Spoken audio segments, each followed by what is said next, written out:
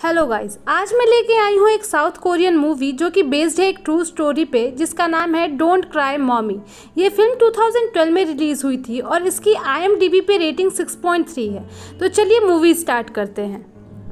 Movie start होती है और हम यूलिन को उसकी बेटी एना के साथ देखते हैं। यूलिन डिवोर्सी है और अपनी टीनेजर बेटी के साथ रहती है।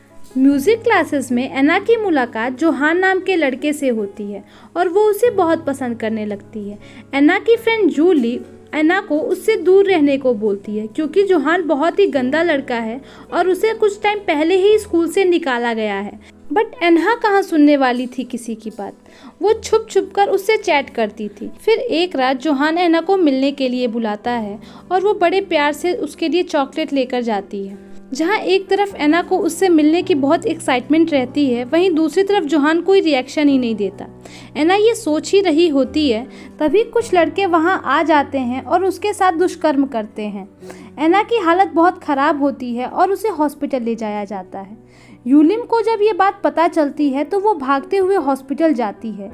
जब यूलिन हॉस्पिटल में पहुंची तो एना बेहोश थी। होश में आते ही जब एना ने अपनी माँ को देखा तो वो उसके गले लगकर फूट फूट कर रोने लगी और अपना दर्द बयां करने लगी। बोलने लगी कि माँ, उनको मत छोड़ना। पुलिस ने यूहान और उसके दो दोस्तों को अरेस्ट कर रखा था। उन्हें पुलिस स्टेशन लाया जाता है और अपनी इस घिनौनी हरकत पर शर्मिंदा होने के बजाय वो तीनों इस पूरे इंसिडेंट को मज़े से डिस्कस कर रहे होते हैं। यूलिन उन्हें अपनी बेटी का मजाक उड़ाते देख लेती है और अपना आपा खोकर उन पर चिल्लाने लगती है। तभी उनमें से एक यूलिन को भला बुरा कहता है और उस पर हाथ उठाता है। अगले दिन दो लेडी पुलिस ऑफिसर्स एना से मिलने हॉस्पिटल आईं, जहां उन्होंने उसका बयान लिया और कुछ तस्वीरें भी ली। ये सब एना के लिए बहुत ही मुश्किल था।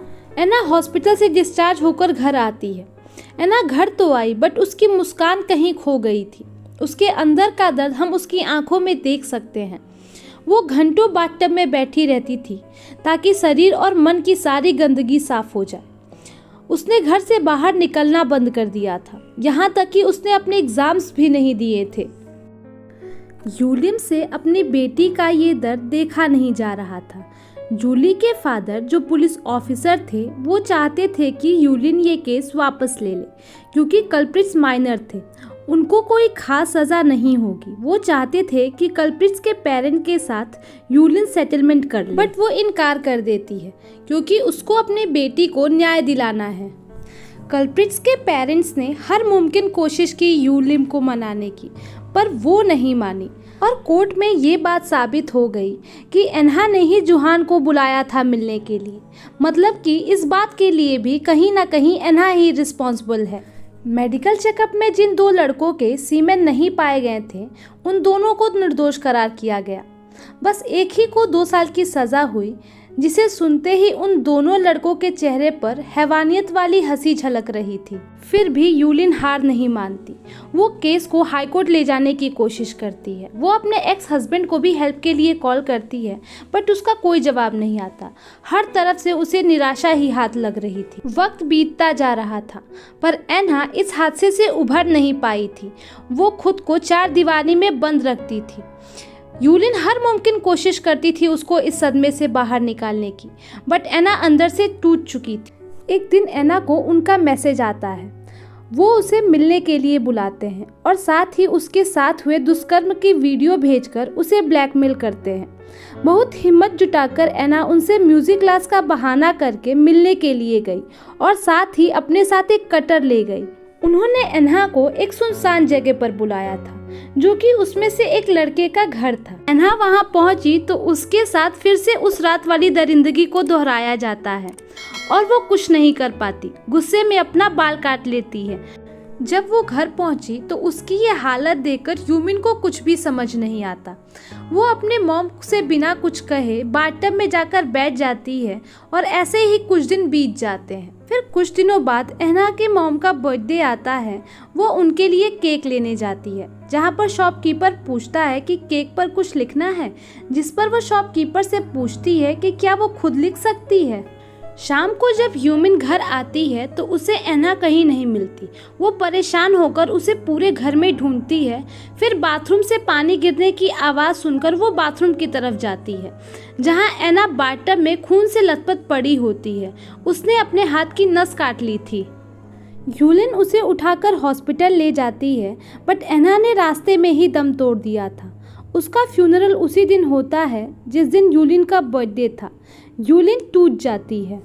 कुछ दिनों बाद यूलिन फ्रिज खोलती है तो उसे एक डब्बा मिलता है।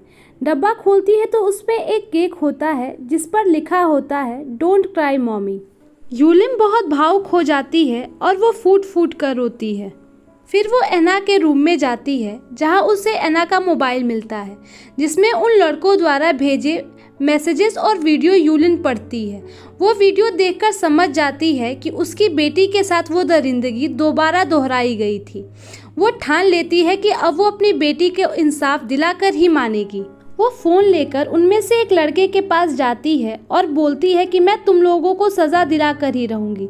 मेरे पास तुम लोगों के खिलाफ सबूत है। जिस पर वो लड़का उसे मारने लगता है। फिर पुलिस आकर यूलिन को बचाती है। यूलिन के डिटेक्टिव से पूछने पर कि क्या वो लड़के पकड़े गए, जिस पर डिटेक्टिव ना में सर हिलाता है। यूलिन समझ जाती है कि पुलिस के बस का कुछ नहीं है, अब उसे ही कुछ करना पड़ेगा। वो नाइफ लेकर जुहान के पास जाती है उसके साथियों के बारे में पूछने के लिए। जुहान जब फोन ओपन करता है तो उसके वॉलपेपर पे उसकी और एना की तस्वीर देखकर यूलिन को लगता है कि वो उसकी बेटी से प्यार करता था। वो उसे छोड़ देती है। फिर वो उस लोकेशन पर जाती है जहां दूसरी बार एना को बुलाया गया था। वो उस लड़के का वेट करती है और उसके आने पर उस पर अटैक करती है। उनके बीच फाइट होती है और इसी फाइट के बीच वो उसका गला चाकू से काट देती है। वो वहीं पर कुत्ते की मौत मर जाता है। इसके बाद वो पार्किंग में जाती है उस लड़के के पास जिसको वो वीडियो दिखाने गई थी। वो बोलती है कि मेरी बेटी से माफ़ी मांगो, जिस पर वो हंसता हुआ वहाँ से जाने लगता है। तो यूलिन अपनी गाड़ी से उसे उड़ा देती है और उसकी भी वहीं पर मौत हो जाती है। पुलिस को जब मौत की खबर मिलती है तो वो उस घर पे जाते हैं।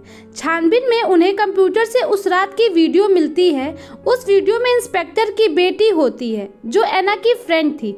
मतलब उस रात उसने सब कुछ होते हुए देखा था, बट वो कोर्ट में आने से मना करती है क्योंकि उसको पता है कि उसकी गवाही के बाद भी वो कोर्ट में से छूट जाएंगे और उसके साथ भी वही होगा जो एना के साथ हुआ था। उन दोनों को मारने के बाद यूमिन सुसाइड करने के लिए गई होती है। वो सुसाइड से पहले इंस्पेक्टर को कॉल करती है। इंस्पेक्टर बताता है कि वो सुसाइड ना करे, उन्हें सबूत और गवाह मिल चुके हैं। यहाँ एक और ट्विस्ट पता चलता है। इंस्पेक्टर बताता है कि एना के साथ ये सब करने का प्लान जुहान का ही था।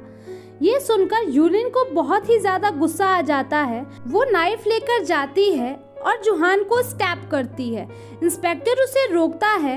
यूलिन जुहान से एना से माफी मांगने को बोलती है। वो जुहान को मारने ही वाली होती है कि तभी इंस्पेक्टर उसे शूट कर देता है।